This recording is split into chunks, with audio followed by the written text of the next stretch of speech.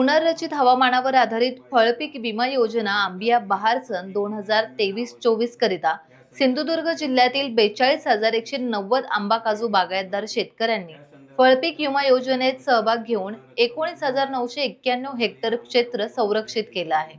विमा संरक्षित कालावधी संपूनही विम्याची रक्कम न मिळाल्याने 29 ऑगस्ट रोजी जिल्हाधिकारी कार्यालयासमोर आमदार वैभव नाईक यांच्या नेतृत्वाखाली धरणे आंदोलन छेडण्यात येणार होते।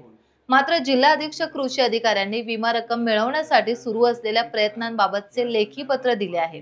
त्यामुळे हे धरणे आंदोलन काही कालावधीसाठी स्थगित करण्यात येत असून गणेशोत्सवापर्यंत विमा रक्कम न मिळाल्यास कोणतीही पूर्वकल्पना न देता आंदोलन छेडण्याचा इशारा उद्धव बाळासाहेब ठाकरे गटाचे शिवसेनेचे कणकवली विधानसभा प्रमुख सतीश सावंत यांनी दिला आहे। पुनर्रचित हवामान आधारित फळपीक विमा योजना आंबा आणि काजू ही रक्कम 1 जुलैला मिळणं आवश्यक होतं।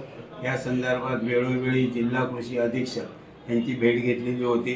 त्या संदर्भात त्यांना 28 ऑगस्टपर्यंत विमा रक्कम न मिळाल्यास सन्माननीय आमदार वैभवजी नाईक यांच्या नेतृत्वाखाली 29 ऑगस्टला आम्ही जिल्हाधिकारी कार्यालयासमोर धरणे आंदोलन धरण्याचा निर्णय घेतलेला होता।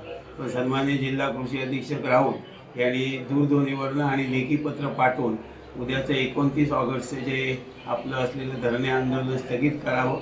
या संदर्भात फळपीक विम्याची रक्कम मिळण्यासाठी पुणे कृषी आयुक्त कार्यालयाच्या मार्फत व विमा कंपनीमध्ये आमचे सातत्याने प्रयत्न चालू आहेत आणि म्हणून कृषी अधीक्षक यांच्या विनंतीला आणि पत्रानुसार मान देऊन सध्याचं हे आंदोलन आम्ही तुर्त स्थगित करत असून गणेशोत्सवापर्यंत ही भरपाईची रक्कम न मिळाल्यास कोणत्याही प्रकारची पूर्वकल्पना न देता पुन्हा हे धरणे आंदोलन छेडण्यात येईल आणि म्हणून जिल्ह्यातील आंबा आणि काजू फळपीक विमा योजनेचं उद्याचं असलेलं धरणे आंदोलन आम्ही गणेशोत्सवापर्यंत आम्ही स्थगित करत आहोत। याची असलेल्या शेतकऱ्यांनी नोंद घ्यावी। टाइम्स डिजिटलला लाईक करा, सबस्क्राईब करा, शेअर करा आणि बेल आयकॉन दाबायला विसरू नका। पाहत रहा टाइम्स डिजिटल।